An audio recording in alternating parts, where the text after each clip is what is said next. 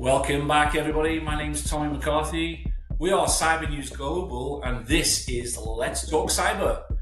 Wow, what a guest we've got today. We had the NSA last week, and today we've got the American US Secret Service. None other than Matt O'Neill, the cybercrime criminal buster. Matt's going to tell us a little bit about one of the projects he worked on while he was in the Secret Service.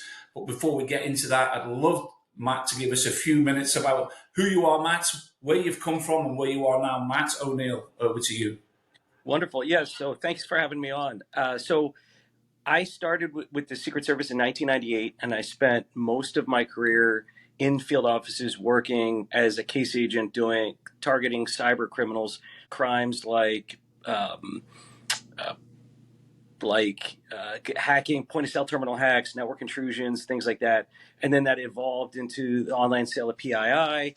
And so I did a lot of lure operations. I really enjoyed serving as an undercover agent for about 17 or 18 years. And then the last 7 years, I came down to Washington, D.C. to start the Secret Service's Global Investigative Operations Center, or GIOC, to serve as an internal fusion center for agency operations to provide investigative, analytical, and logistical support to our field offices. And then for the last couple of years, I ran the agency's cyber investigative portfolio. We sort of centralized a lot of our case operations due to a lot of competing priorities with protection that everybody knows the Secret Service for. And then I just retired in December, and now I get the opportunity to kind of work with whoever I want to, but stay mission focused through my consulting company, and just finding projects that I think can meaningfully disrupt and dismantle cyber organized crime. Awesome, Matt. And, retiring so early on in your professional career, obviously 25 years, that in itself is a prison sentence to most people, but obviously you've flourished throughout your career. And it would be a crime in itself for you not to then consider how you take your skill set to the wider marketplace. I was unbelievably intrigued when I saw what was going to go on at GISEC this year, where you were going to be on stage with a cyber criminal that you were involved in and bringing to justice. Huno, a Vietnamese cyber criminal that you managed to lure out of Vietnam to Guam, I believe, to obviously then have him arrested and imprisoned for his crimes. I'd be really interested to listen to a little bit of the background to that, Matt, if you don't mind. Tell our listeners, how did that come about, and how did it evolve, and how lengthy was the whole process? Was it something that took years to come to fruition, or was it quite a short period? So could you give us a bit of background there, Matt? Sure. So the case came to me, and the reason why it came to me is actually I was reading a news article on KrebsOnSecurity.com. Brian Krebs wrote a story about a website that was selling PII. And I was always interested in what is available online for bad actors and how can they monetize it. And so I went on the website from New Hampshire and put in some information and was able to see that I was able to buy the PII. So PII means name, date of birth, social security number, address, previous address, and a whole bunch of other information of just about every single American. And so from that point forward, we opened up a case, and it took about 6 months to a year to build it up so we could get indicted. So because you have to show, okay, who is this person who's actually running this website? And then also, how did he get the data? Because it's one thing to just indict him. It's another thing to disrupt his ability to continue to sell the information. And so we identified him as living in Vietnam. And then at that time, there was no extradition agreement in place. So we were able to identify the source of where he was getting the PII from, and we were able to sort of disrupt his ability to sell 200 million Americans PII to 1,500 cyber fraudsters, causing billions of dollars in loss. But at the same time, we knew he was still trying to get his website up and running because we knew he was making a lot of money off of it.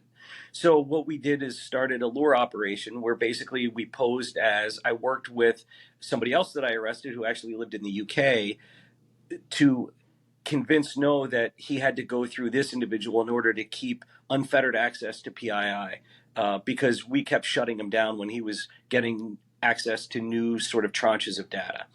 And so because No was making a lot of money and because we disrupted his ability to make money, he, over about a 5 or 6 month period of time, decided that it was worth his risk of getting arrested to go to Guam and meet with this individual. And so at that point, then we arrested him. But it took months and months and months of sort of just grooming him to feel the trust in order to travel.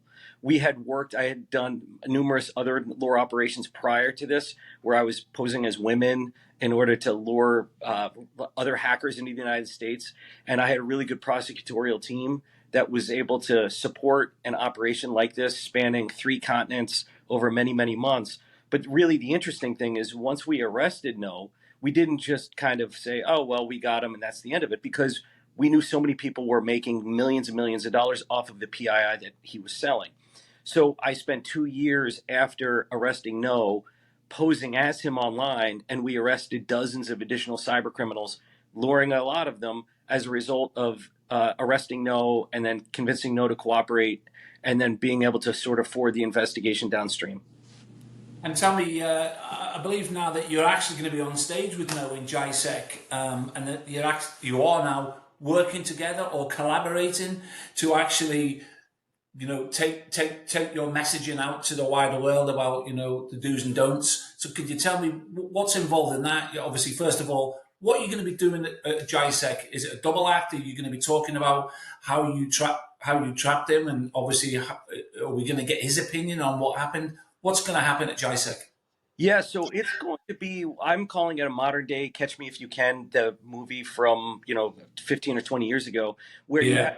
a unique scenario where you have the individual me who was chasing No down, and then No, obviously the guy who got chased down and arrested.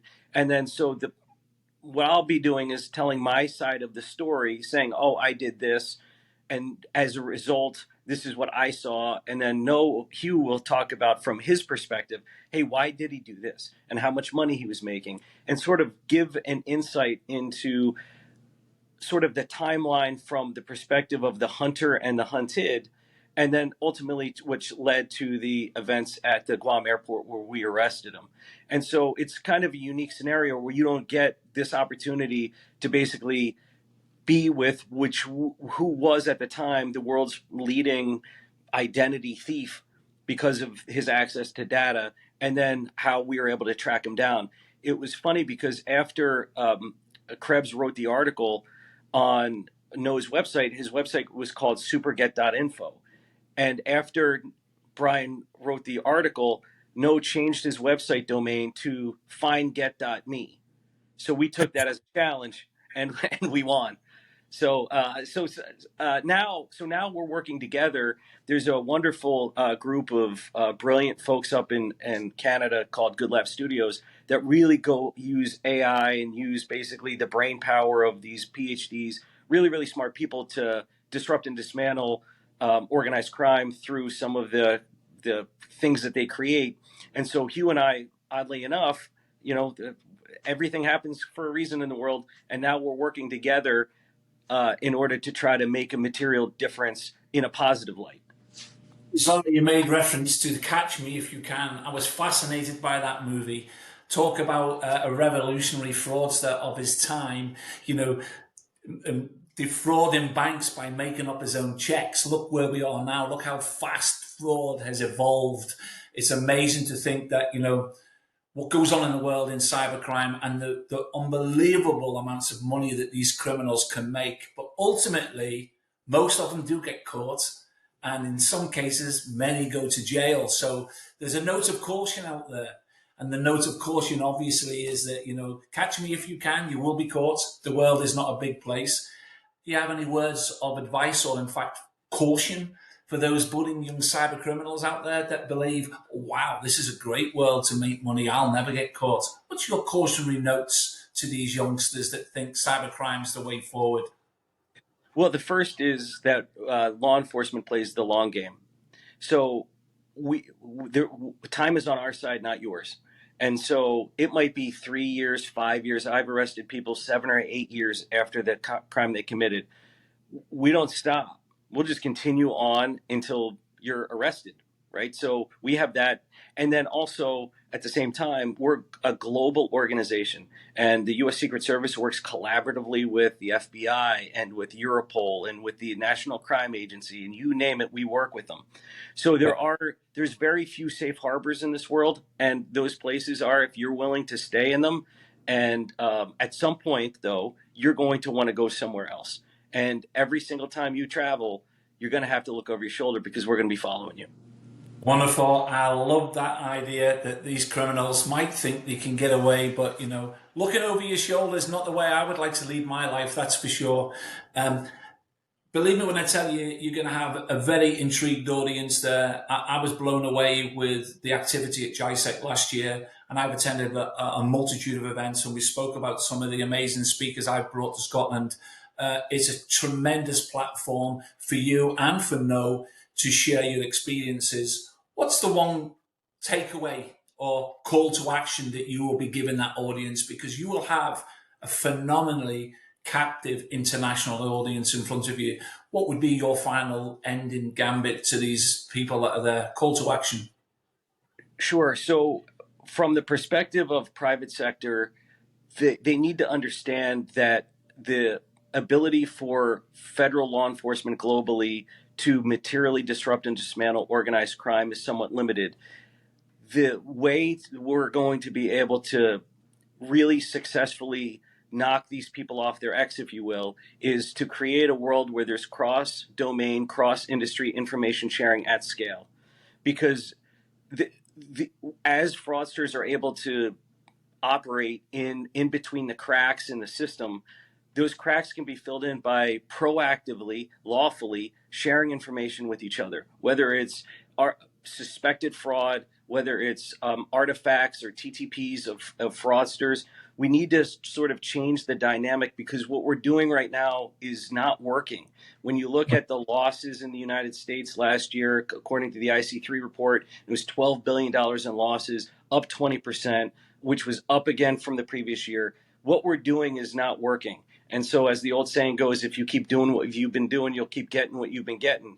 And we have to change how we're fighting fraud because it's just simply not working anywhere in the world.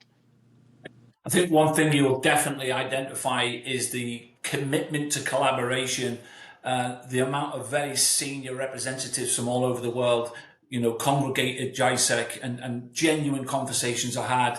We've had some tremendous activity off the back of GISEC last year. I'm sure, Matt, you're going to be overwhelmed with the interest in your story and obviously the opportunities that will evolve from GISEC. What I would like to say to our listeners out there is don't be disappointed. We'll be reporting live from GISEC. Matt, we're going to cover everything you've got to say. We're going to hound you at GISEC, Matt. Believe me, my team will be in front every step of the way. It's been a pleasure speaking to you, Matt. We appreciate your time.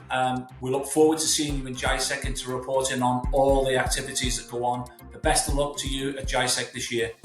Thank you so much. Looking forward to seeing you. Wonderful. Thanks, Matt.